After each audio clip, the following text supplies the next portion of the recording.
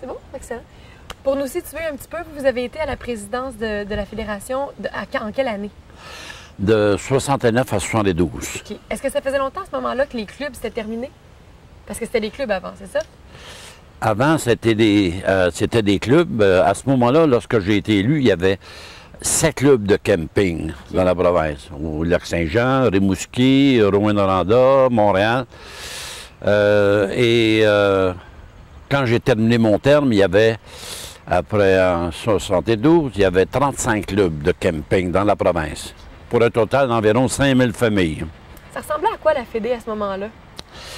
La Fédération québécoise prenait son essor parce qu'on a eu l'avantage de joindre la Confédération des sports, la Confédération des sports était située dans l'édifice du restaurant Butch-Bouchard sur la rue Maisonneuve. OK. Et par la suite, la Confédération s'est en allée dans l'édifice du Parc olympique. OK.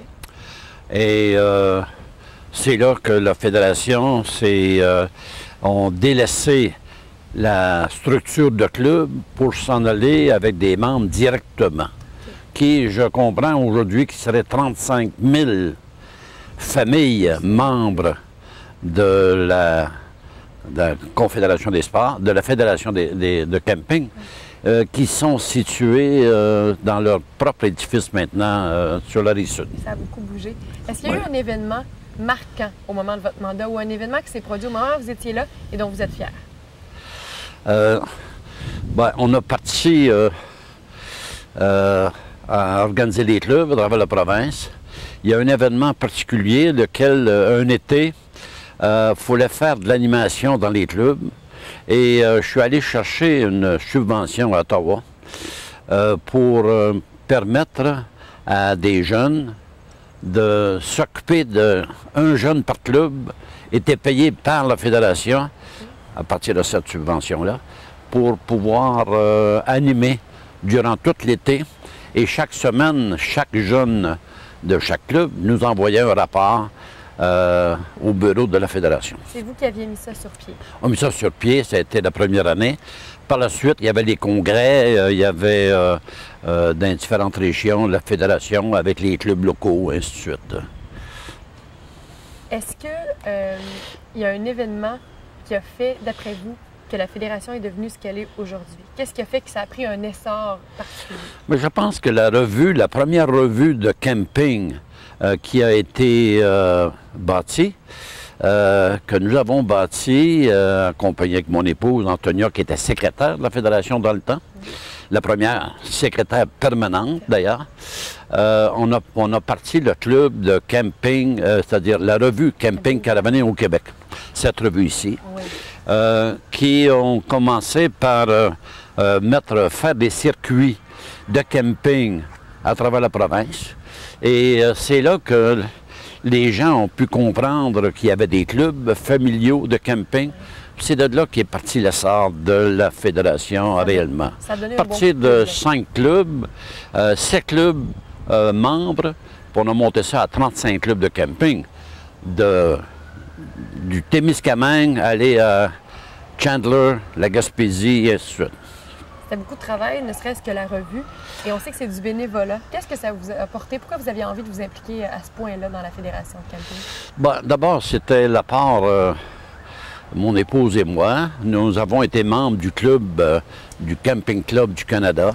Ensuite, on a été membre du Camping de Montréal, Club de Camping de Montréal. Et de là, on est devenu la famille du camping. Et de la famille du camping, en 67, en 69, je suis devenu président de la Fédération québécoise. Je trouvais qu'il y avait beaucoup de choses à faire. C'était intéressant pour les enfants aussi de voir monter la structure, s'installer partout. Puis ça a été un plaisir pour tout le monde. Mais au bout de 3 ans, il a fallu que je laisse et que je retourne au travail. Parce que tout le monde pensait que j'étais à plein temps à la Fédération. Oui. Tellement que je mettais du temps dedans. Vous avez donné beaucoup. Oh, beaucoup, beaucoup. Est-ce que vous avez une anecdote de voyage de VR? Un événement cocasse qui se serait produit lors d'un voyage? Votre femme fait oui de la tête, là. Ça a été en Gaspésie, où on arrêtait à Saint-Anne-des-Monts, sur le bord du fleuve. On avait été chercher du poisson frais. Et la dame qui était là, elle disait que c'était donc beau de voir les flots. Les flots, elle a parlé des enfants. Mais les flots, pour moi, c'était les flots de la mer.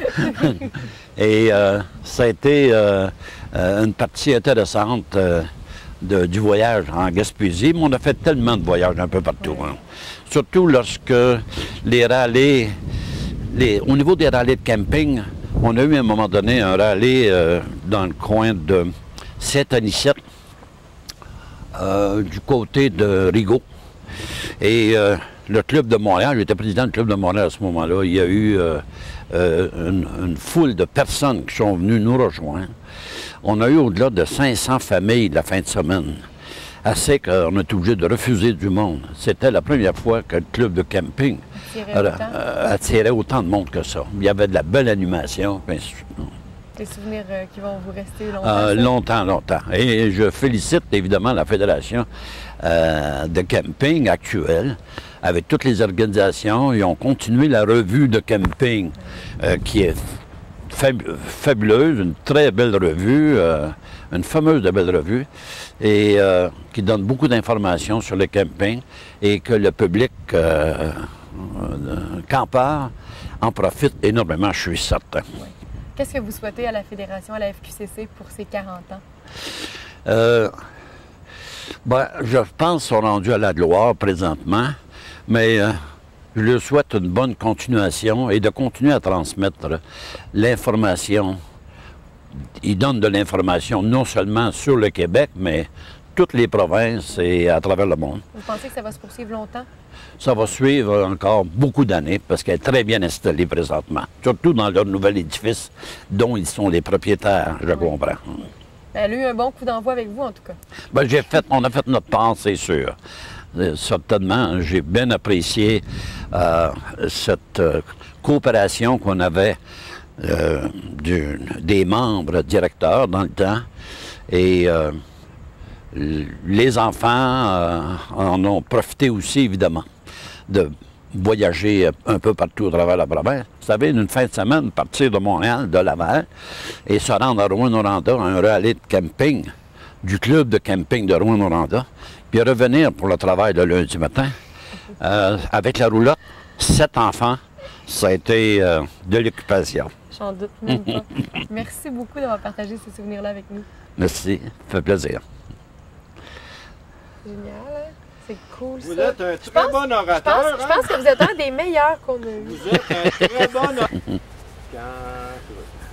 Souvent, on a des anecdotes dont on se souvient longtemps parce que c'était des beaux voyages, mais est-ce qu'il y a eu des pépins qui vous sont arrivés dans des voyages ou des rassemblements de VR? Il y a une chose qu'il faut que je vous raconte, c'est au club le club de Montréal était localisé pour la fin de semaine à Roberval.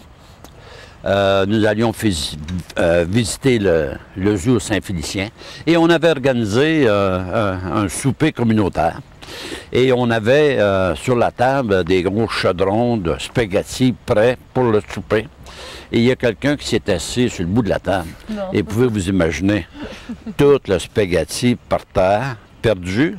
Il a fallu courir d'un magasin de Saint-Félicien pour aller chercher des cannes de spaghettis pour remplacer ce qu'on avait perdu. Ça a été tout un émoi parce que nous étions quand même 45 familles à servir le spaghetti. Et voilà le paquet à terre. Vous vous en souvenez, mais je pense que la personne qui s'est assise sur le bord de la table s'en souvient aussi. Oui, est-ce que vous vous souvenez, c'était qui? C'était ma jeune fille là, qui est décédée au-dessus. C'est une très bonne anecdote. C'est épouvantable quand il y a, j'imagine, des centaines de personnes qui attendent, des dizaines de personnes qui attendent pour manger. C'est épouvantable. Le spaghetti par terre. C'est bon pour toi, Robert? Oui, excellent.